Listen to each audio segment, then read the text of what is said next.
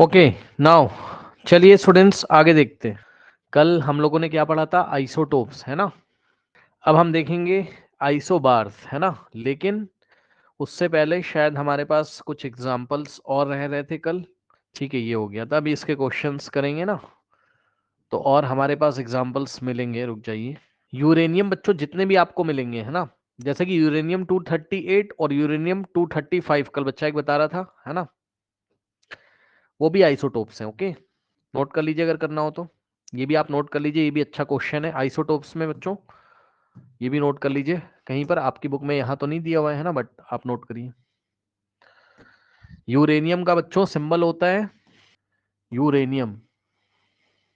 एक होता है यूरेनियम 235, होते तो बहुत सारे। यूरेनियम 235, कभी भी यूरेनियम आ जाए समझ जाना एटॉमिक नंबर 92 है उसका, और उसके बहुत सारे आइसोटोप्स होते हैं, ठीक है ना। जैसे कि यूरेनियम 235, यूरेनियम 238, यूरेनियम 239, बहुत सारे होते हैं, ठीक है ना, बहुत सारे होते हैं इसके। यूरेनियम 236, यूरेनियम 241, तो बहुत सारे होते हैं। यूरेनियम 236 भी होता है, ठीक। यूरेनियम 241 भी होता है, ऐसे बहुत सारे होते हैं। तो कभी भी यूरेनियम मिल जाए तो समझ जाना उसके आइसोटोप्स होते हैं, एटॉमिक नंबर 92 होता है, बस ये चीज है। और जो भी वो बोल रहा हो, मतलब यूरेनियम 235, 236, तो ये सब उसका क्या होता है? Mass number. 241 बोल रहा हो, कुछ भी बोल रहा हो, ठीक, करेक्ट। और जिसमें से बच्चों एक बात आपको याद भी रखनी, अब आ ही गया है तो ध्यान से सुन लीजिए, आ ही गया है तो ध्यान से सुन लीजिए। इसमें जो आपका यूरेनियम 235 होता है, ठीक है बच्चों, इसका यूज कहाँ किया था ये एग्जाम में आता है। तो इसको अभी के लिए याद कर लो, इसको डिस्कस करेंगे, ठीक। लेकिन यूरेनियम 235 आइसोटोप जो होता है, this is use as the fuel in the reactor of nuclear power plant for generating electricity. ये एग्जाम में क्वेश्चन आता है बच्चों। न्यूक्लियर पावर प्लांट में, अब यहां आ ही गया है तो सुन लो। न्यूक्लियर पावर प्लांट में इलेक्ट्रिसिटी जनरेट करने के लिए हम यूरेनियम का कौन सा आइसोटोप यूज करते हैं बताइए? हम यूरेनियम का कौन सा आइसोटोप यूज करते हैं बताइए? 235। कौन सा आइसोटोप यूज करते हैं? 235। वेरी इंपॉर्टेंट क्वेश्चन है, आपसे डायरेक्ट पूछेगा एग्जाम में कि यूरेनियम 235, यूरेनियम के बहुत सारे आइसोटोप होते हैं, 235, 236, 241, है ना, और भी होते हैं। तो इसमें से कौन सा आइसोटोप ऐसा है जिसकी हेल्प आप कहाँ लेते हो? न्यूक्लियर रिएक्टर में इलेक्ट्रिसिटी जनरेट करने के लिए। ओके, तो यूरेनियम 235 की हम लोग हेल्प लेते हैं, ठीक, याद रखिएगा, या यूज करते हैं। अच्छा, अब आप यहाँ हो, एक इंपॉर्टेंट टॉपिक हम यहाँ कवर करेंगे अभी, समझिए बच्चों। देखिए होता क्या है, कल मैंने आपको बताया था बच्चों कि इनकी केमिकल प्रॉपर्टीज सेम होती हैं, ठीक है ना। आइसोटोप्स की केमिकल प्रॉपर्टी क्या होती है? सेम होती हैं, और इनकी जो फिजिकल प्रॉपर्टीज होती हैं डिफरेंट होती है। कल मैंने आपसे बात करी थी, ठीक है। तो बस यही सारी बातें यहाँ लिखी हुई हैं, पढ़ लीजिएगा, ठीक है। फिजिकल प्रॉपर्टी में क्या क्या आता है आपका? मेल्टिंग पॉइंट, बॉइलिंग पॉइंट, ठीक, ये देखिए पढ़ लीजिए। Since the masses of isotopes of element are slightly different, therefore the physical properties of the isotopes of an element are slightly different. पढ़ लीजिए इसको, क्योंकि फिजिकल प्रॉपर्टी किसके ऊपर डिपेंड करती है? मासेस के ऊपर, मास नंबर या एटॉमिक मासेस के ऊपर। फिजिकल प्रॉपर्टी किसके ऊपर डिपेंड करती है? एटॉमिक मासेस के ऊपर, ठीक। इसको 2 बार पढ़िए, पढ़िए फटाफट इसको। अगर आप लोग को याद हो बच्चों, तो एक क्लास में मैंने आपसे बात करी थी एटम्स एंड मॉलिक्यूल्स वाले चैप्टर में। मैंने आपको बोला था, याद है? भूल गए हो?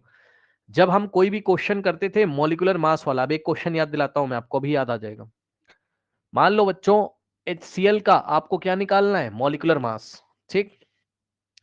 तो इसमें हाइड्रोजन का आप 1 रखते थे, है ना, याद है? और प्लस क्लोरीन का कितना रखते थे? याद करिए, 35.5। 35.5। हाँ, तो ये बात आपको याद आ गई होगी। और मैंने बोला था ये हम नेक्स्ट चैप्टर में डिस्कस करेंगे, ये देखिए, ठीक। तो क्लोरीन तो आपने 2 आइसोटोप्स पढ़े हैं, ध्यान से सुनिएगा। पहले इसका आंसर निकाल लो, कितना आ जाएगा? 36.5। 36.5 यू होता था HCl का मॉलिक्यूलर मास, है ना। तो यस यहां सर। पर मैंने आपसे बात करी थी कि नेक्स्ट चैप्टर यानी कि स्ट्रक्चर ऑफ एटम में हम बात करेंगे, ध्यान से सुनिए। आपने कल क्लोरीन के आइसोटोप पढ़े हुए थे, कौन कौन से? 37 और 35, ठीक। अब भाई क्लोरीन का एटॉमिक मास ना तो आपने 35 लिया और ना ही 37 लिया, बल्कि आपने क्या ले लिया? 30, कितना लिया आपने? 35.5। अब सुनना, तो एक तरीके से कहीं ना कहीं एवरेज लिया गया है, लेकिन पता है ये वो वाला एवरेज नहीं जो आप मैथमेटिक्स में निकालते हैं, सुना? ये वो वाला एवरेज नहीं है जो आप मैथमेटिक्स में निकालते हैं, बात समझिएगा जरा, है ना। कुछ बच्चे बोलेंगे कि आप एक काम करो, इसको ऐड करके इनके दोनों एटॉमिक मासेस को ऐड करके 2 से डिवाइड कर दो, ऐसा नहीं है, ठीक है, बात समझिए। देखिए ऐसा नहीं है, अगर आप इन दोनों को ऐड करोगे, इसका एवरेज निकालोगे 37 प्लस 35 डिवाइडेड बाई 2, ठीक, तो कितना आ जाएगा चेक कर लो, जो भी आएगा, बट 35.5 नहीं आएगा, चेक कर लेते हैं जरा। देखिए कितना है, 37 प्लस 35 बाई 2, ये तो कितना आ रहा है बच्चों, 37 प्लस 35 बाई 2 है ना, ये 36 आ रहा है। कितना आ रहा है एवरेज, कितना आ रहा है 36, लेकिन लिया कितना गया है 35.5 लिया गया है, 36 नहीं लिया गया है ना। तो ये वाला एवरेज नहीं निकालना है, जो मीन निकालते थे आप स्टैटिस्टिक्स वाले मैथ वाले चैप्टर में, वो वाला मीन नहीं निकालना है, सम ऑफ ऑब्जर्वेशन डिवाइडेड बाय 2, नहीं, ये नहीं करना है। केमिस्ट्री में अलग तरीके से हमें इसका एवरेज निकाल के लिखना है, और यही हमें सीखना है, और यहां से एग्जाम में क्वेश्चन जरूर आएगा, मैं पहले ही बता दे रहा हूं, सुन लो ध्यान से। ये देखिए आपको टॉपिक उसने क्या पढ़ाया, टॉपिक का नाम है बच्चों क्या, reason for fractional atomic masses, मतलब फ्रैक्शनल का मतलब आपको डेसिमल में कुछ ना कुछ दिया रहेगा, ठीक, जैसे कि क्लोरीन का एटॉमिक मास हम फ्रैक्शनल में लेते हैं, कितना लेते हैं बताओ, हम कितना लेते हैं क्लोरीन का 35.5, तो ये अब वो आपको पढ़ाने जा रहा है कि आप फ्रैक्शन में क्यों लेते हो, है ना। तो अब मैं आपको बताने जा रहा हूं कि आप फ्रैक्शन में क्यों लेते हो, कह रहा और भी एग्जांपल आपने देखे होंगे, कॉपर का 63.5, ठीक, कॉपर का 63.5, ठीक है ना, कॉपर का कितना 63.5, ठीक है ना। तो कह रहा है ऐसा क्यों लेते हो भाई आप, ठीक, तो आइए देखते हैं होता क्या है बच्चों। देखिए आइए एक एग्जांपल की हेल्प से समझते हैं। देखिए बच्चों फिर से पूरी वही कहानी है, समझिएगा जरा। चलिए उसी साइंटिस्ट की बात करते हैं जिस साइंटिस्ट की बात हम लोगों ने कल करी थी, ठीक है बच्चों। अब देखिए बच्चों, एक साइंटिस्ट को क्लोरीन मिली, ये साइंटिस्ट है,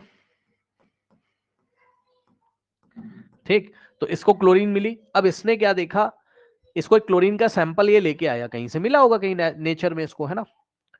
और आपको याद है बच्चों कि इस सैंपल में जो क्लोरीन का सैंपल है, अब बताइए इसमें कितने टाइप के क्लोरीन रहे होंगे, बताइए, याद है आपको कौन कौन से क्लोरीन रहे होंगे इसमें, बताइए, बोलिए।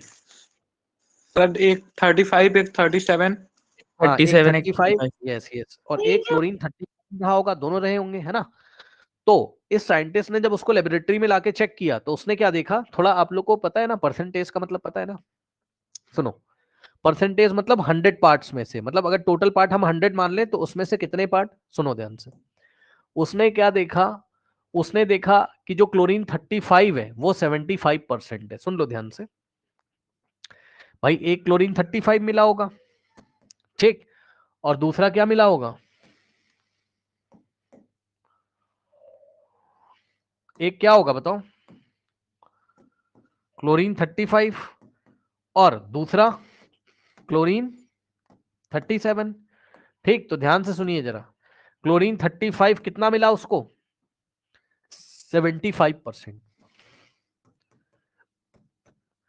मतलब जितना भी क्लोरीन था उसको मिला सैंपल, उसमें से 75% क्लोरीन 35 था, और जो रिमेनिंग बचा कितना 25%, वो क्लोरीन 37 उसको मिला, हो गया ना 100%, 75 प्लस 25, ठीक।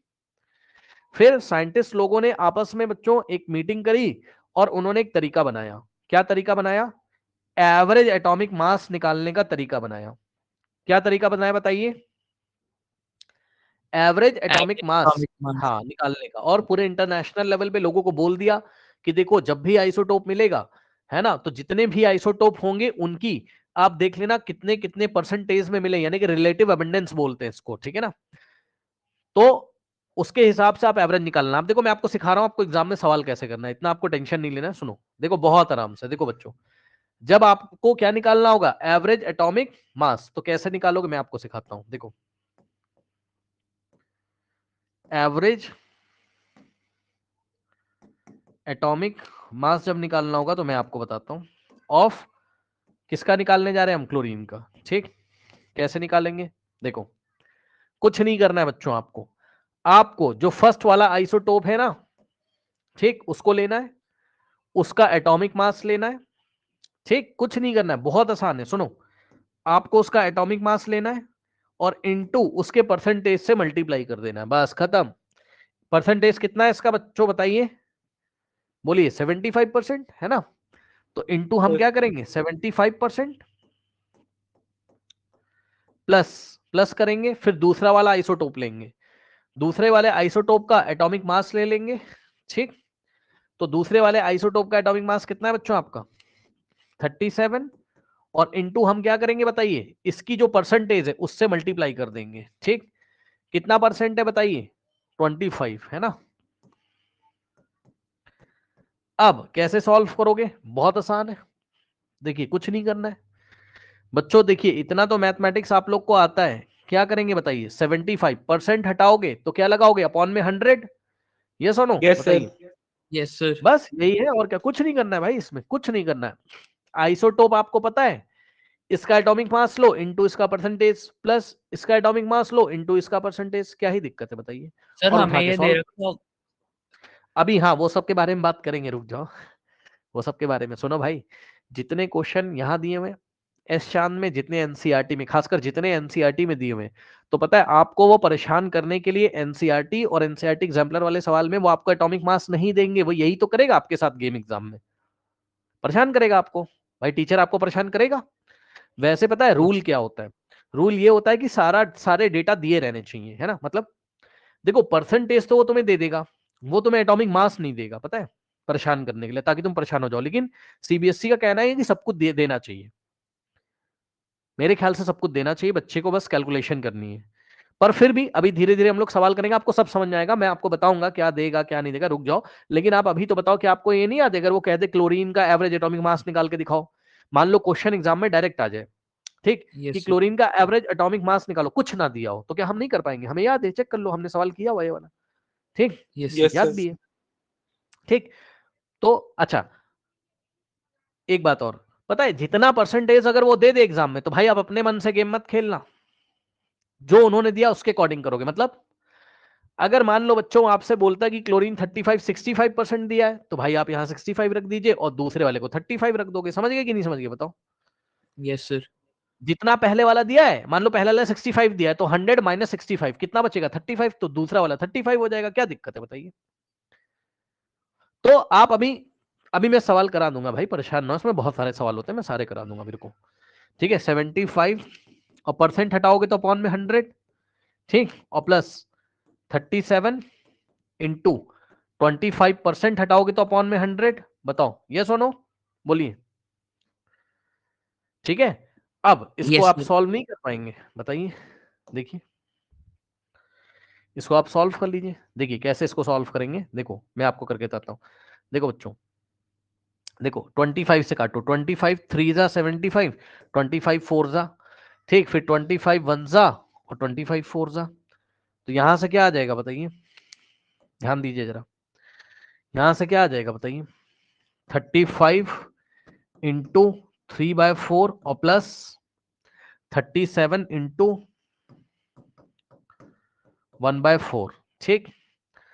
अब इसको आप सॉल्व नहीं कर पाओगे, टर्मिनेटिंग डेसिमल है, दोनों के डिनोमिनेटर में 4 है ना, आराम से कर सकते हैं, देखो इसको ऐसे भी कर सकते हैं, कोई दिक्कत नहीं है, 3 5 जा 15, भाई कैलकुलेशन तो कर लोगे, 1 जाएगा, 3 जा 9 10, सही है, चेक कर लो, अपॉन में 4 और प्लस 37 इंटू 1 37 और डिवाइडेड बाय 4, ठीक। उसके बाद अब 4 और 4 का एलसीएम कितना आता है 4, और ऊपर वाले नंबर को हम एज इट इज ऐड कर देंगे, यानी कि 105 प्लस 37, सही है, ओके। अब कितना आ जाएगा यहां से, 142, हाँ 142, यहां पे कर दूं 142 डिवाइडेड बाय कितना हो गया 4, ठीक। अब इसको बच्चों सॉल्व कर लीजिए, देखिए 2 2 जा 4 होता है, 2 7 जा और 2 1 जा 71/2 को सॉल्व करोगे तो आंसर कितना आएगा बताओ, 35.5, 5, और एटॉमिक मास हम लोग लिखते हैं बच्चों तो यू लिखते हैं साथ में, है ना, तो यू लगा दीजिए, खत्म। ऐसे करके निकाला गया। कोई डाउट है बताइए, कोई डाउट है? No sir. अब आप एक काम करो, कॉपी पेन लो, फटाफट इसको कैलकुलेट करो, क्योंकि मैं ना इसको आज इसके सवाल में कराऊंगा अभी, और कॉपी पेन निकाल लीजिए, नहीं तो आपको समझ में नहीं आएगा अभी। हम मुझे पता है इसके सवाल डिफिकल्ट अभी आ जाएंगे आगे, और एग्जाम में आना ही आना है भाई, तो क्यों नहीं तैयार करो? कॉपी निकालो फटाफट, कॉपी निकालो। ये कोई सुनने और देखने वाली बात नहीं कि आपको आ जाएगा, ऐसा नहीं समझ में आएगा ये जब तक आप सॉल्व नहीं करोगे। करिए, कॉपी निकालिए। यस, डन हो गया ये, बताइए। Yes sir. ठीक है, अब सुनिए, सवाल के लिए तैयार रहिएगा, कॉपी पेन निकाल लीजिए। देखिए क्वेश्चन मैं आपको बताता हूँ, ये सब क्वेश्चन अभी छोड़ दो, पहले तो आप इसकी प्रैक्टिस कर लो। इधर आ जाओ जरा। देखो बच्चों, अब मैं आपको बता रहा हूँ, देखो पता है बच्चों, ब्रोमीन का उसने क्वेश्चन दे दिया, पढ़ लीजिए क्या कह रहा है। देखो बच्चों, bromine occurs in nature mainly in the two form, bromine 79 and bromine 81, तो दिया हुआ है। अब मैं आपको यहां बोलूंगा कि भाई आप याद कर लीजिए, ब्रोमीन का मास नंबर याद कर लीजिए, एक का 79 होता है, एक का 81, बस यही याद करना है। वैसे तो इनको देना चाहिए पूरा, ठीक। अब सबकी परसेंटेज दे देगा, ब्रोमीन 79 की परसेंटेज कितनी है बताइए भाई? ब्रो 49.7%। हाँ, समझना जरा, ब्रोमीन आपको टू टाइप्स के मिले ना, कौन कौन से बताइए जरा। एक ब्रोमीन 79 मिला, एटॉमिक नंबर से मतलब है नहीं, मास नंबर से ही हम उसके नाम को बुलाते हैं आइसोटोप को, तो एक ब्रोमीन 79 है, और दूसरा वाला कितना है? ब्रोमीन 81 है, ठीक। ओके, तो ब्रोमीन 79 कितना है चेक कर लो, ब्रोमीन 79 कितना है? 49.7% है ना। और ब्रोमीन 81 की परसेंटेज कितनी है? अच्छा सुन लो, एक खास बात और बता रहा हूं, कभी कभी एग्जाम में कैसा क्वेश्चन आता है समझिए, आपको केवल एक ही आइसोटोप की परसेंटेज दी होगी, दूसरे की नहीं दी होगी। बताओ कोई बच्चा जरा मुझे बताए कि इसकी कैसे निकालेंगे, मान लो क्वेश्चन में नहीं दिया सर होता दूसरे वाले। 100 में से सब्ट्रैक्ट करके। हाँ यस यस, 100 में से माइनस करके, है ना। तो हम क्या करते, 100 में से बच्चों हम माइनस करते किसको? 49.7 को, यानी कि 100 को हम 100.0 लिखते, और इसमें से 49.7 को हम क्या करते? माइनस कर देते। तो 10 माइनस 7 3 हो जाता, और 9 माइनस 9 0 हो जाता, ठीक। और यहां बचता कितना? 9, 9 माइनस 4 5 हो जाता। ऐसे भी आपको ये बात भी पता होनी चाहिए, या तो आपको ऐसा कर देता कि सेकंड वाले आइसोटोप का परसेंटेज दे देता, फर्स्ट वाले का आपको कैलकुलेट करना पड़ता, है ना, 100 में से माइनस करना होता है बस। तो इसका कितना आ गया? 50.3%। अब सुनो बच्चों, ये जो परसेंटेज है ना, कि भाई ब्रोमीन का उसको सैंपल मिला साइंटिस्ट को, अब उसमें से 49.7% ब्रोमीन 79 है, और 50.3% कौन सा ब्रोमीन है बताइए? ब्रोमीन 81 है, सही है ना, बात समझ रहे हो? तो ध्यान से चेक करो, होता क्या है, होता ये है बच्चों, इसको अबंडेंस बोला जाता है। क्या बोला जाता है इसको? अबंडेंस, ठीक, समझ गए? अबंडेंस का मतलब कितने परसेंटेज में मिल रहा है वो नेचर में, ठीक। तो ब्रोमीन 79 की अबंडेंस कितनी है? 49.7%, और ब्रोमीन 81 की अबंडेंस कितनी है? 50.3%। आया पढ़ना कि नहीं आया बताओ? पढ़ो इसको, पढ़ो इसको फटाफट, यस पढ़ो। सर। आया पढ़ना? पढ़ना भी आना चाहिए ना भाई, साइंस पढ़ लो, पढ़ना भी तो आना चाहिए। हो गया। अब तो बच्चों आपको पता ही है, अब मैं क्या बताऊं? अब आप क्या करोगे बताओ? Average atomic mass, am, short में मत लिख देना, पूरा लिखना। एवरेज एटॉमिक मास निकाल रहा हूं, किसका? ऑफ ब्रोमीन का, है ना। तो ये कैसे निकाला जाएगा चेक कर लीजिए, ये कैसे निकाला जाएगा चेक कर लीजिए बच्चों। फर्स्ट वाले आइसोटोप का मास कितना है? 79 इंटू, ठीक, इंटू इसका परसेंटेज, यानी कि 49 पॉइंट इसका अबेंडेंस है ना परसेंटेज में, प्लस दूसरे वाले ब्रोमीन का इंटू उसका परसेंटेज 50.3%, ठीक है स्टूडेंट्स। अब कुछ नहीं करना है, अब तो आपको पता ही है कि 79 इंटू बच्चों 49.7, और परसेंट हटाओगे तो अपॉन में 100 आएगा, बोलिए, ठीक है। फिर प्लस 81, और इंटू यहां से परसेंट हटाओगे तो अपॉन में क्या आएगा? 100 आएगा। ठीक, अब ध्यान दीजिए जरा और खुद से करोगे अब आप 79 इंटू 49.7 करिए तो पी कर लोगे, कितना आएगा? सर 3896.3। नहीं 38 तो नहीं आएगा, 3926.3 आएगा यस सर। अपॉन में 100 और प्लस 81 इंटू 50.3 करिए तो आएगा 4074.3, खुद से करिए और अपॉन में 100। ठीक, सॉल्व करिए, फिर दोनों के डिनोमिनेटर 100 100 है तो दोनों को हम ऐड कर देंगे फाइनली यहां पर। ठीक, कितना हो जाएगा? 3926.3, 3926.3 और plus 4074.3 and whole divided by कितना हो जाएगा? एलसीएम तो 100 ही रहेगा तो 100 से ही डिवाइड करोगे। अब इन दोनों को बच्चों ऐड कर लीजिए और 100 से डिवाइड कर दीजिए। ठीक है, तो आइए ऐड कर लेते हैं, यहाँ कहीं साइड में है ना, 3926.3 और इसमें हम लोग ऐड करेंगे 4074.3, 3 प्लस 3 6 और 6 प्लस 4 10 और 1 जाएगा तो 7 प्लस 3 10 और 1 जाएगा, 9 प्लस 1 10 और 1 जाएगा तो 4 प्लस 4 8। ठीक, कितना आ गया? 8000.6 डिवाइडेड बाय 100। ठीक, अब ध्यान से सुनिए, 100 की हेल्प से ये वाला पॉइंट हम कहां लेके आएंगे? यहां पर, तो कितना आ जाएगा बताइए? 80.006 आया कि नहीं आया? और यू लिख देंगे, सही है, which is approximately equal to, बच्चों सुनो, 80.006 बोलो और चाहे 80 बोलो, बात लगभग सेम है, यानी कि आ गया राउंड ऑफ करके 80.00 मतलब 80 यू। चाहे ऐसा लिख के छोड़ दो आप, चाहे ऐसा लिख के छोड़ दो। इसलिए आपने बच्चों कभी भी कोई ब्रोमीन का सवाल अगर करोगे तो ब्रोमीन का एटॉमिक मास कितना रखा जाता है उसमें, जैसे कि क्वेश्चन देता हूं मैं आपको,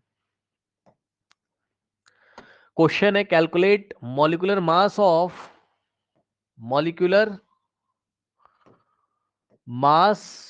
ऑफ हाइड्रोजन ब्रोमाइड, मान लो सवाल आ गया है ना, HBr। तो HBr का अगर मॉलिक्यूलर मास निकालोगे तो हाइड्रोजन का एटॉमिक मास 1 होता है प्लस, और ब्रोमीन का कौन सा रखना है हमें? एवरेज जो हमने निकाला है, और एवरेज हमने कितना निकाला है? 80। अब ये याद करने वाली चीज है, जैसे क्लोरीन का याद किया था हमने एवरेज एटॉमिक मास 35.5, वैसे ही ब्रोमीन का भी याद रखना पड़ता है हमें हायर क्लासेस के लिए कि 80 होता है। कितना होता है? 80। ठीक, तो टोटल आंसर यहां से कितना निकल के आ जाएगा? 81 यू। तो इस तरीके से हाइड्रोजन ब्रोमाइड का जो एवरेज एटॉमिक मास है वो कितना निकल के आ जाएगा बताइए? यहां पर 81 यू। ठीक है, तो ये, अब इस सवाल को आप लोग खुद से जरा सॉल्व करिए, फिर मैं आपसे आगे बात करता हूं। Yes sir, done. हो गया? Done, okay. अब सुनिए बच्चों, ये तो हो गया आसान क्वेश्चन। ठीक, अब इसी में क्वेश्चन कैसे आते हैं जरा समझिएगा। देखिए, मैं आपको एक क्वेश्चन कराता हूं समझिएगा जरा। ये सवाल में स्टार लगा लीजिए और ऐसा ही सवाल एग्जाम्पलर में मिलेगा, ये भाई यही आएगा एग्जाम में। फिर से सुन लो, क्या सर? यही क्वेश्चन आएगा एग्जाम में। ठीक, अब आप ना पढ़ो तो मैं क्या ही करूंगा, इसी टाइप के क्वेश्चन आएंगे। आइए मैं आपको बताता हूं कैसे इसको हैंडल किया जाता है। ठीक बच्चों, 3 मार्कर क्वेश्चन फिक्स हो गया आपका एग्जाम के लिए, 3 मार्कर क्वेश्चन फिक्स हो गया, ये लीजिए, यही आएगा एग्जाम में। अब सुनो क्वेश्चन क्या कहता है बच्चों, ध्यान दें जरा। कह रहा सैंपल ऑफ एलिमेंट एक्स, फिर से वही, कोई साइंटिस्ट है, अब उस साइंटिस्ट को एक एक्स नाम का एलिमेंट मिला, एलिमेंट का नाम उन्होंने नहीं बताया, कोई बात नहीं, तो एलिमेंट क्या मिला? एक्स नाम का। ठीक है भाई, बहुत बढ़िया बात है। तो एलिमेंट इनको मिला 6 कह रहा हूं, एक्स नाम का, एलिमेंट का नाम क्या है? एक्स। ठीक है बच्चों, अब कह रहा है इट हैज 2 आइसोटोप्स, ठीक है, इसका 2 आइसोटोप है। अब आप यहां से देख के बताओ, एक है X16 और एक है X18, दिख रहा है कि नहीं दिख रहा है बताइए। Yes, बोलिए। sir. Yes, sir.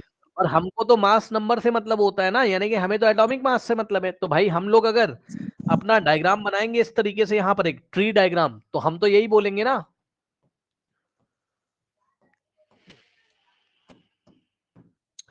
हम तो यही बोलेंगे ना, क्या कि X16 है ना, और दूसरा वाला क्या हो जाएगा बताइए, X18। X18. ठीक। अच्छा है कौन ये, है कौन ये, एटॉमिक नंबर से पहचान जाओ, ऑक्सीजन के बारे में बात कर रहे हैं। Oxygen, नीचे एटॉमिक oxygen. नंबर 8 दिया है, 8 ऑक्सीजन ही तो Oxygen. होता है। पर कोई बात नहीं, हम तो एक्स के हिसाब से क्वेश्चन करेंगे, है ना। अब सुनो ध्यान से, अरे एलिमेंट का नाम कैपिटल एक्स है यार, इसके 2 आइसोटोप है।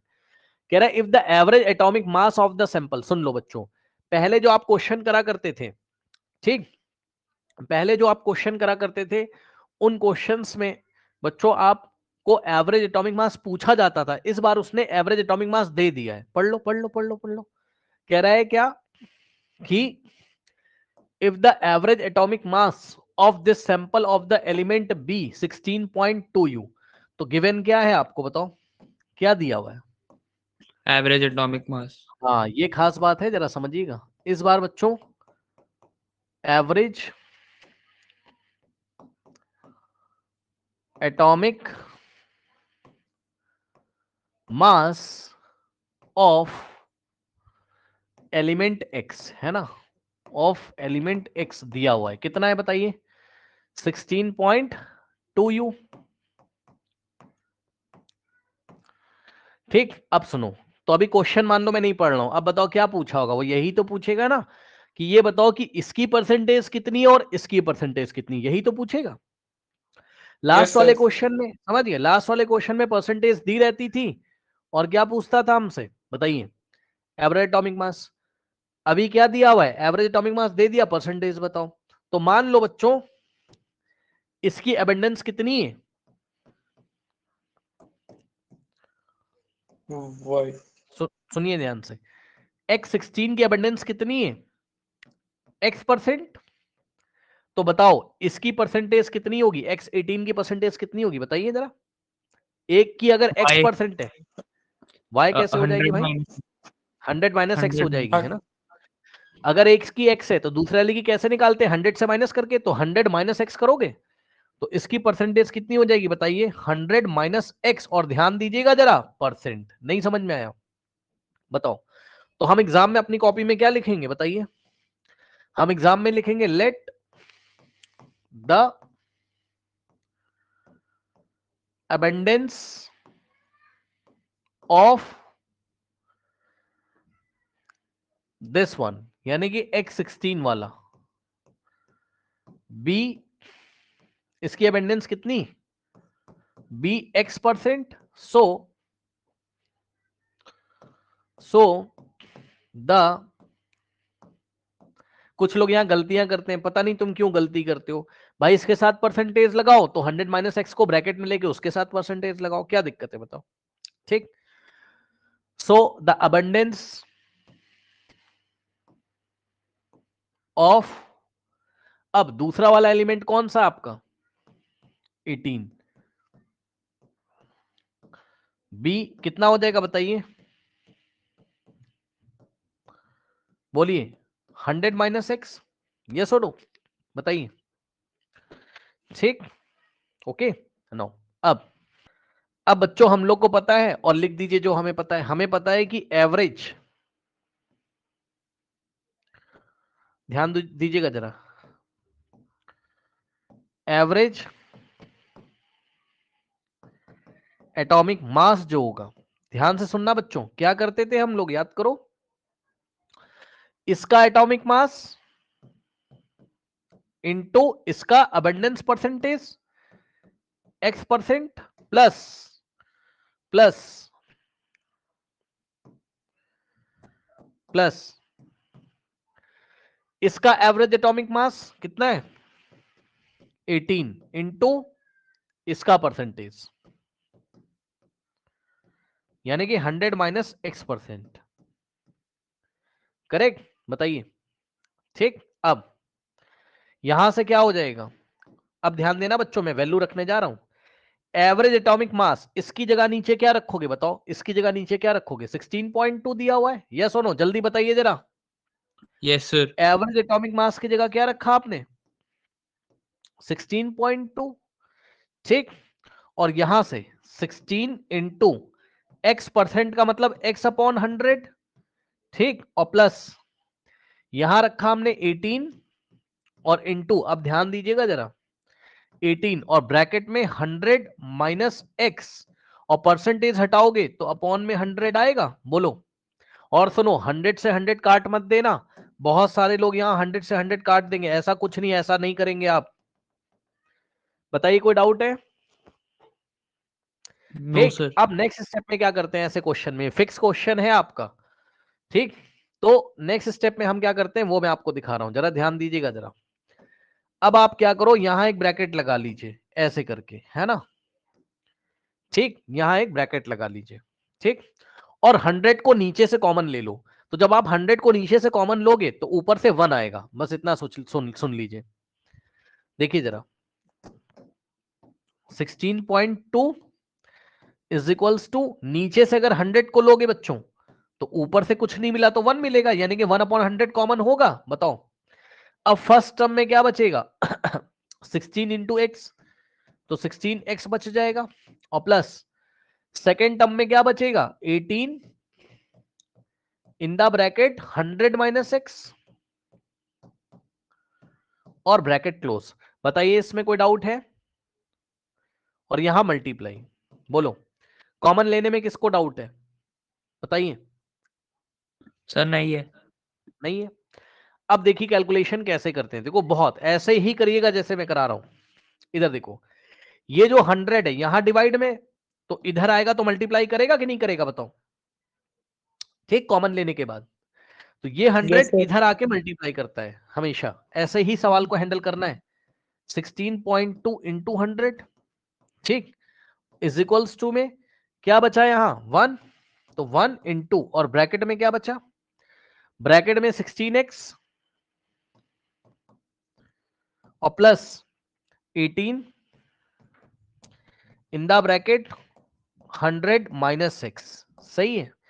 अब बच्चों 1 से अंदर मल्टीप्लाई करोगे कोई फर्क नहीं पड़ेगा, यानी कि 1 इंटू दिस ब्रैकेट, तो इतना याद है, यानी कि 1 को आप हटा सकते हो, 1 से कोई मतलब नहीं होता है। तो यहां से क्या आ जाता है आपका, अच्छा 16.2 का आप सॉल्व करोगे तो क्या हो जाएगा, चेक कर लो। यहां से आप पॉइंट हटा दोगे तो नीचे क्या आ जाएगा 10, और एक जीरो से एक जीरो कट जाएगा, तो क्या बचेगा 162 इंटू 10 इज इक्वल्स टू 1, आप हटा दो कोई मतलब नहीं है उसका, और अंदर क्या बचेगा 16x प्लस, अब ध्यान दीजिएगा जरा, 18 इंटू 100 तो क्या हो जाएगा 1800, सही है, और प्लस माइनस क्या होता है माइनस, तो 18 इंटू एक्स क्या होता है 18x। सही है, बताइए, कोई डाउट है, बोलिए। No sir. नहीं है।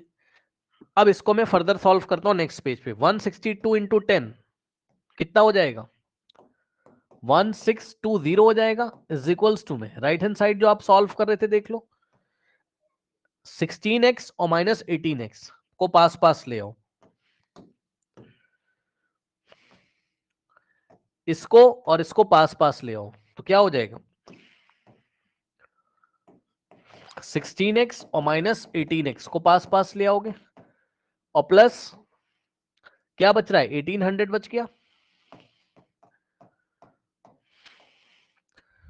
यहां से आ जाएगा 1620 इज इक्वल्स टू, अब ध्यान दें बच्चों 16x माइनस 18x, बताइए आंसर कितना आएगा, -2x. -2x मत लिख दीजिएगा, तो यहां से आया -2x, अब ब्रैकेट लगाने की जरूरत नहीं है ये वाली, और प्लस 1800। 1800।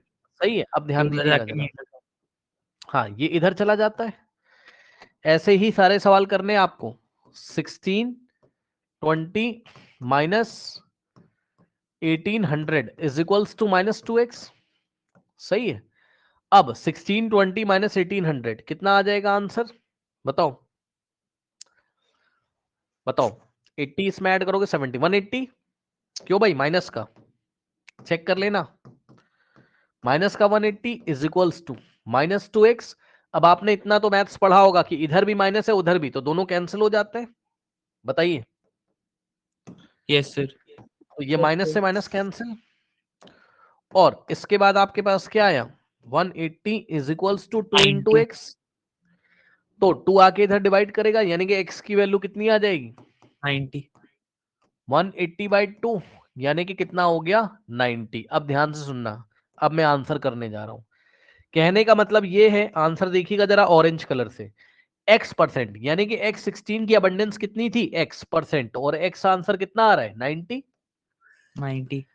यानी कि x16 की अबंडेंस कितनी है, आंसर कैसे लिखोगे, मैं नहीं लिख रहा हूं, आपको लिखना होगा एग्जाम में, क्या abundance of X% this, is 90%. Yes, X is is 90%, तो उसकी कितनी बची होगी 10। 10%. नहीं समझे कैसे भाई, 100 में से डायरेक्ट माइनस कर दो, या आप ऐसे चेक कर लो 100 माइनस एक्स का वैल्यू, 100 माइनस 90, 10 ही तो बचेगा। तो इसकी परसेंटेज ऑरेंज कलर से 10% है। बताइए कोई डाउट है, बताइए। No, sir. ऐसे करके आप इस क्वेश्चन को हैंडल करेंगे, और ऐसे वाले कोई भी क्वेश्चन आ सकते हैं, जरूरी नहीं है कि आप बोलोगे सर यही क्वेश्चन आएगा, एग्जाम में कुछ भी आ जाएगा, किसी भी कोई भी क्वेश्चन एग्जाम में आ सकता है, याद रखिएगा। तरीका मैंने आपको बता दिया है, अभी मैं देख लूंगा एक दो क्वेश्चन अगर और मिल जाते तो मैं आपको करा दूंगा। इसको कर लीजिए जरा फटाक से पहले, जल्दी से, और कोई डाउट हो तो पूछिए। अब देखिए जरा, हो गया नो, अब देखिए, अब ऐसा ही क्वेश्चन आपको ये भी कर लिया, इधर से हो गया है, हो गया है सबका, बताइए कहाँ गया भाई, हाँ हो गया है। Yes, sir. अब देखिए बच्चों, अब इसमें आपको क्या करना है,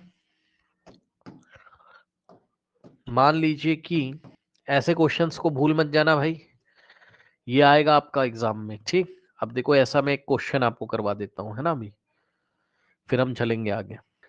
ऐसा कोई क्वेश्चन, कोई क्वेश्चन, कोई क्वेश्चन, हाँ ये देखो बच्चों, ये देखो दिया उसने क्वेश्चन, करवाता हूं मैं आपको।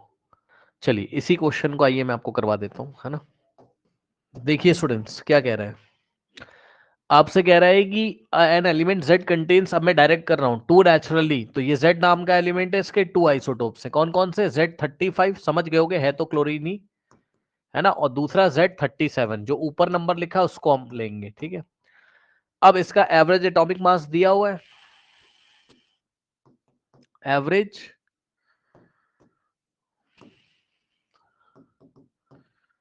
एटॉमिक मास बच्चों आपको दिया हुआ है कितना 35.5 U, है ना, और कह रहा find the percentage of the two isotopes, ठीक, यानी कि आपको अबंडेंस निकालनी है, ठीक है ना। तो बच्चों यहां पर देखिए, मान लीजिए कि इसकी परसेंटेज कितनी है x%, तो इसकी कितनी हो जाएगी 100 बताइए, minus X%. हाँ 100 माइनस x%, सही है। अब ध्यान देंगे, तो यहां से हम क्या करेंगे, देखिए यहां से हम क्या करेंगे, देखिए अब बच्चों आपको पता है कि एवरेज एटॉमिक मास किसके इक्वल होता है, लगा दीजिए। क्या करेंगे, इसका एटॉमिक मास लेंगे जो ऊपर लिखा रहता है नंबर 35, है ना, इनटू क्या करेंगे x%, मतलब इसका परसेंट है ना भाई, और प्लस इसका एटॉमिक मास लिखेंगे या मास नंबर लिखेंगे, जो आपको कहना आप कह सकते हो, 37, और इनटू में बच्चों क्या करेंगे, इसकी रिलेटिव अबंडेंस लिखेंगे परसेंटेज में, मतलब इसका एवरेज एटॉमिक मास लिखा 37, इंटू क्या करेंगे 100 माइनस x%। बात समझ में आई कि नहीं आई, ठीक है ना, ओके नाउ अब ध्यान दे जरा, देखिए बच्चों यहां से हो जाएगा ये 35, ओके, परसेंट का मतलब है समझ गए होगे x/100, है ना, परसेंट हटाओगे, ये परसेंटेज हटाओगे, अपॉन में 100 लगाओगे, सेम वैसे ही कर रहे हैं। और सुनो, ये एवरेज एटॉमिक मास की जगह हम कितना रखेंगे 35.5, तो यहां हम रखेंगे कितना, ठीक, उसके बाद प्लस 37 इंटू 100 माइनस x%, यानी कि 100 माइनस x% का मतलब अपॉन में 100, सही है, बताइए, ठीक। अब फिर मैंने क्या सिखाया था कि यहां एक ब्रैकेट ले लीजिए, ठीक। Sir 1/100 35 common. हाँ 1/100 कॉमन हो जाता था, मैंने सिखाया था, ऐसे ही हर सवाल में करना है। और 35 इंटू एक्स तो 35x और प्लस यहाँ 37 इंटू क्या बचेगा 100 माइनस एक्स। ठीक, अब सुनो ये 100 डिवाइड तो इधर आके मल्टीप्लाई, यानी कि 35.5 इंटू 100 इज इक्वल्स टू, ध्यान दें स्टूडेंट्स, अब ये 1 लिखो चाहे ना लिखो, चुपचाप आप बस ये चीज लिख दो जो बच गई यहाँ, 35x और प्लस 37 इंटू 100 यानी कि 3700 और माइनस देखो 37 इंटू माइनस एक्स तो माइनस 37x। ठीक, अब इसके बाद तो आपको पता ही है सारी चीजें, यहां से पॉइंट हटाते हैं 10 आता है, एक जीरो से एक जीरो जाएगा तो 355 इंटू 10 कितना हो जाएगा बताइए, 355 इंटू 10 3550 इज इक्वल्स टू, मैं डायरेक्ट कर रहा हूं कि आप समझ जाओगे। सर 75 है आंसर। देखिए सर 75% और 15%। सर x का x 35 35 माइनस 37 माइनस कितना आ जाएगा, कितना हो जाएगा माइनस 2x और प्लस यस सर 3700। ठीक, और ये वाला नंबर इधर आएगा तो आंसर कितना आ जाएगा, माइनस में आएगा है ना, कितना हो जाएगा माइनस का 150 आएगा is equals to minus 2x है ना, माइनस से माइनस कैंसिल तो 150 इज इक्वल्स टू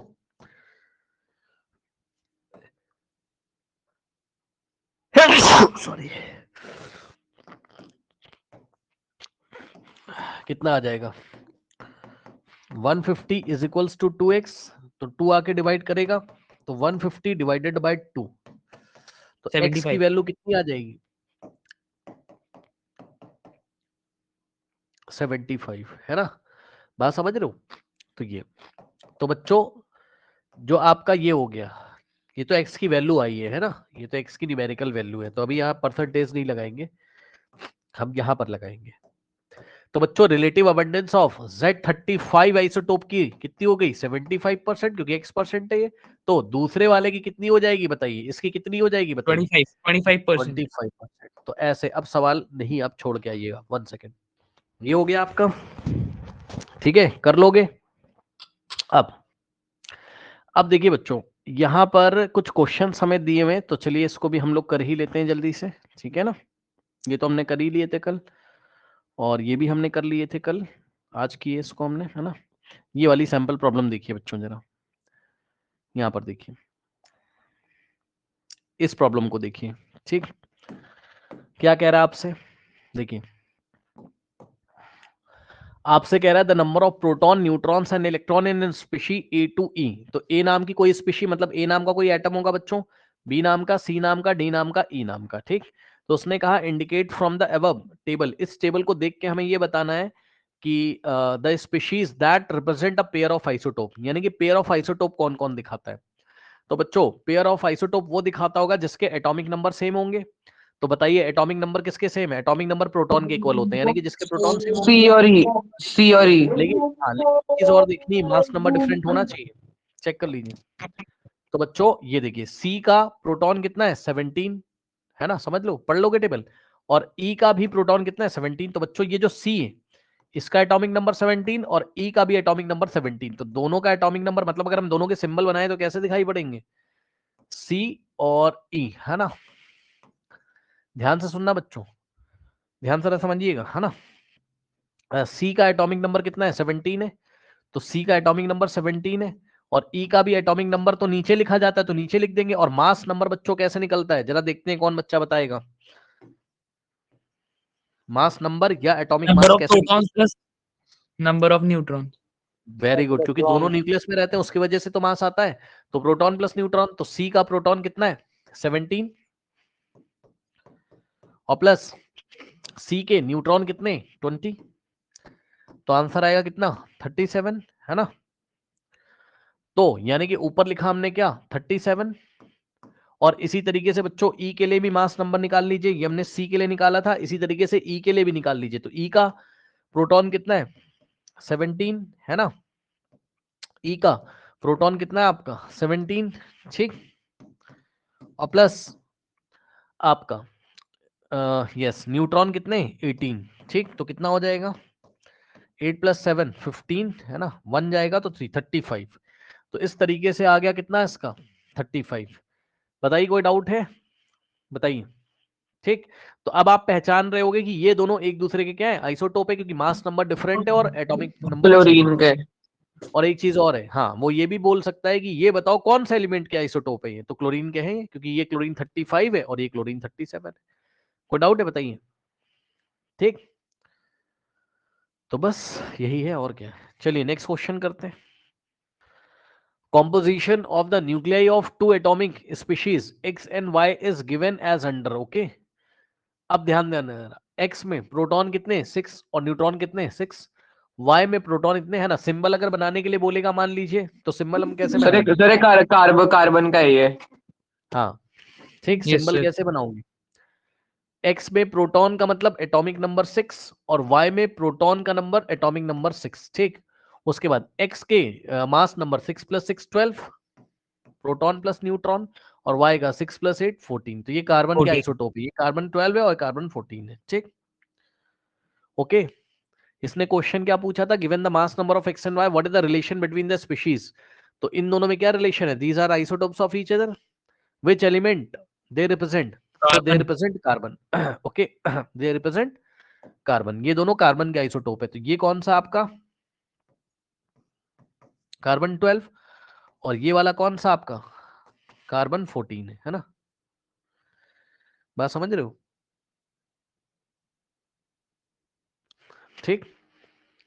कोई डाउट है बताइए, नहीं। नो इसके बाद अब ध्यान दें स्टूडेंट्स, देखिए अब आपसे क्या कह रहे हैं यहां पर ये सब मैंने आपको करा दिया। अब देखिए बच्चों, ये जो टॉपिक है बहुत इंपॉर्टेंट टॉपिक है, ठीक है। मतलब रेडियो एक्टिव आइसोटोप्स जो है बच्चों, यहां से एग्जामिनेशन में सवाल आने ही आने हैं। तो पहले ना मैं आपकी एनसीईआरटी में दिखा देता हूँ कि एनसीईआरटी में क्या क्या, थोड़ा सा लेंदी क्लास चलेगी, ठीक है। लेंदी का मतलब है थोड़ा 10-15 मिनट एक्स्ट्रा क्लास चलेगी। इधर देखिए जरा, मैं आपको दिखाता हूँ। बच्चों याद क्या करना है, थोड़ा ध्यान रखिएगा प्लीज, यहां से एग्जाम में क्वेश्चन आएगा, ठीक है। देखिए बच्चों, ये भाई याद कर लो, आज की ही क्लास में याद कर लेना, चाहे जो हो जाए। देखो मैं आपको बताता हूँ, यहाँ से सवाल आना ही आना है। ये जो इसके एप्लीकेशन है ना, वेरी इंपॉर्टेंट टॉपिक, यहाँ से तो भाई आएगा ही आएगा, चाहे तुम जो कर लो सवाल। अभी इसकी डिटेलिंग करेंगे, रुक जाओ। लेकिन पहले आप ये पॉइंट पढ़िए, कह रहा है कि since the chemical properties of all the isotopes of an element are same, normally we are not concerned about taking a mixture, but some isotopes have special properties which find them useful in various fields, some of them are। अब ये सब आप tension मत लो, कह रहा है कि जब कोई केमिकल रिएक्शन होती है तो आइसोटोप सेम केमिकल रिएक्शन दिखाते हैं, तो आइसोटोप का मिक्सचर होगा तो कोई फर्क नहीं पड़ता है, केमिकल रिएक्शन जो होनी वो होनी ही है। कल आपने देखा था ना, क्लोरीन 35 ले लो चाहे क्लोरीन 37, वो हाइड्रोजन के साथ HCl ही तो देगा, वो हाइड्रोजन के साथ HCl ही तो देगा, ठीक। तो कह रहा है केमिकल रिएक्शन में कोई टेंशन मत लीजिए आप, आइसोटोप के मिक्सचर्स होंगे कोई दिक्कत नहीं है, ठीक है। सेम ही एलिमेंट के एटम तो होंगे, सेम रिएक्शन दिखाएंगे। लेकिन कह रहा है कभी कभी कुछ आइसोटोप्स ऐसे हैं जिनका एप्लीकेशन बहुत इंपॉर्टेंट है, वो हमें याद करना है। अब वो कौन कौन से हैं बच्चों, सीधे सवाल आएगा। पहला वाला जो आपको याद करना है, N isotope of uranium. Uranium का एक आइसोटोप है जो कि कहां यूज करते हैं, आज ही मैंने आपको बताया है। कौन सा आइसोटोप यूरेनियम का 235, याद है, बताइए। Yes, sir. हाँ, तो यूरेनियम 235 का यूज कहां करते हैं बताइए, न्यूक्लियर रिएक्टर्स पे, टूल याद कर लीजिए। इलेक्ट्रिसिटी जनरेट करने के लिए, वेरी सीधे एग्जाम में क्वेश्चन पूछेगा वो आपसे कि इलेक्ट्रिसिटी जनरेट करने के लिए कौन से एलिमेंट का आइसोटोप यूज किया जाता है, बताइए, यूरेनियम का, ठीक। उसके बाद नेक्स्ट है N isotope of cobalt. Cobalt is use in the treatment of cancer, ठीक। कोबाल्ट का एक आइसोटोप होता है। तो बस आपसे बस ये पूछेगा कि कैंसर का ट्रीटमेंट करने के लिए कौन से एलिमेंट का आइसोटोप यूज करते हैं, बताइए। सी से कोबाल्ट और सी से कैंसर, याद रखिएगा, सी से कोबाल्ट और सी से कैंसर। Yes, sir. ये शॉर्ट मतलब इसको याद करने का तरीका होता है, ठीक। उसके बाद अब पता है वो आपको एग्जाम में घुमाने के लिए कुछ भी दे देगा, अब कुछ भी में क्या दे देगा मैं आपको बताता हूं। देखिए जैसे कि वो आपको लिख देगा, यहां पर देख लीजिए, इधर आइए, कोबाल्ट 68 था शायद, हाँ ये देखो बच्चों, कोबाल्ट 60 ऐसे लिख के दे देगा आपको कंफ्यूज करने के लिए, कोबाल्ट 60 लिख के दे देगा, तो कोई बात नहीं, उससे आप परेशान मत होना, बस आप समझ जाना कि कोबाल्ट आइसोटोप का यूज वो कहाँ करेगा, कैंसर के ट्रीटमेंट में, ठीक। उसके बाद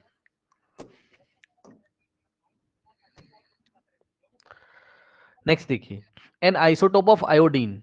बच्चों आपने सुना है एक बीमारी होती है जिसको क्या बोलते हैं, ग्वाइट्रे, सुना है, हाँ देखा है, ये जो बीमारी है आपकी, मतलब आपकी नहीं, किसी को होना भगवान करे, ग्वाइट्रे जो होता है आपका, इसको घेंघा बोलते हैं हिंदी में, घेंघा सुना है आपने। ग्वाइट्रे में क्या होता है, ये बीमारी आपने देखा होगा, बड़ी कॉमन है, इसमें गला फूल जाता है पूरा, यस सर।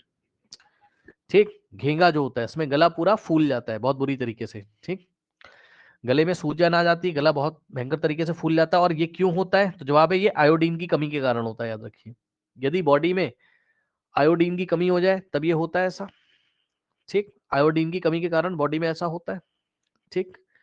तो आइसोटोप्स ऑफ आयोडीन का यूज किया जाता है ट्रीटमेंट ऑफ ग्वाइट्रे में, याद रखिएगा, ठीक है ना, बस यही है, ओके।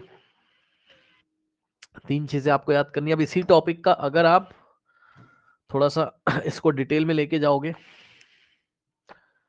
तो यहां से आ जाएगा आपके पास, देखिए यहां पर आइए, सबसे पहले बच्चों, सबसे पहले आपको ये पता होना चाहिए कि रेडियो एक्टिव आइसोटोप्स क्या होते हैं, है ना बच्चों। तो देखिए रेडियो एक्टिव आइसोटोप्स क्या होते हैं बच्चों, कुछ आइसोटोप्स, अब आइसोटोप भी क्या है, आइसोटोप भी एटम ही तो होते हैं, है ना। तो रेडियो एक्टिव आइसोटोप्स ऐसे आइसोटोप्स होते हैं जिनका न्यूक्लियस थोड़ा हैवी होता होगा, समझो जरा, जिनका न्यूक्लियस थोड़ा हैवी होता होगा, भारी होता होगा, है ना। तो अब मान लो कोई ये एटम है, तो इसका न्यूक्लियस बहुत भारी है ना, heavy,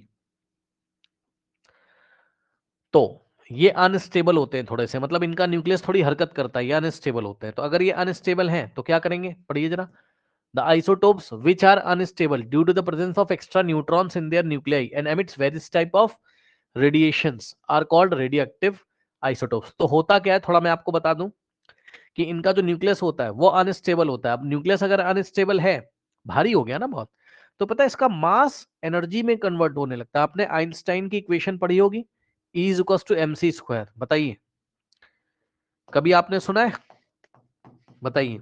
yes sir, yes sir, yes sir, बहुत बार। सुना तो होगा आपने, तो इसको हम कहाँ पढ़ेंगे, इसको हम पढ़ेंगे क्लास 12th में पढ़ेंगे, वो अलग बात है। लेकिन अभी बात की बात तो ये है कि बस आप इतना समझो कि मास भी एनर्जी में कन्वर्ट होता है। मास किस में कन्वर्ट होता है, एनर्जी में, ठीक है। तो इसका जो न्यूक्लियस है वो अजीब टाइप से बिहेव करने लगता है, मतलब वो कहता है अरे बहुत भारी हो गया, बहुत डेंस हो गया न्यूक्लियस, अब क्या करें, तो अपने मास को एनर्जी में चेंज करता है, सुना। तो बच्चों इसका जो मास है वो धीरे धीरे एनर्जी में चेंज होता है, न्यूक्लियस का मास, ये अपने आप को हल्का करना चाहता है, ठीक। तो यहां से रेडिएशंस निकलती हैं, एनर्जी, इलेक्ट्रोमैग्नेटिक वेव्स टाइप का कुछ निकलता होगा, ऐसे आप समझ लो, रेडिएशंस निकलती हैं। तो बस यही लिखा है आपकी किताब में क्या, कि the isotope which are unstable due to the presence of extra nucleons in their nuclei, ठीक है। कुछ एटम ऐसे होते हैं या कुछ आइसोटोप ऐसे होते हैं जिनका न्यूक्लियस बहुत हैवी हो जाता है, बहुत अनस्टेबल हो जाते हैं, तो वो भैया हल्का होने के लिए, अपने आप को स्टेबल करने के लिए, आप ऐसे समझ लो, स्टेबल करने के लिए अपने मास को ही एनर्जी में चेंज कर देता है, यानी कि एनर्जी का रेडिएशन होगा। अब आप इस एनर्जी का यूज कर लो कहीं पर,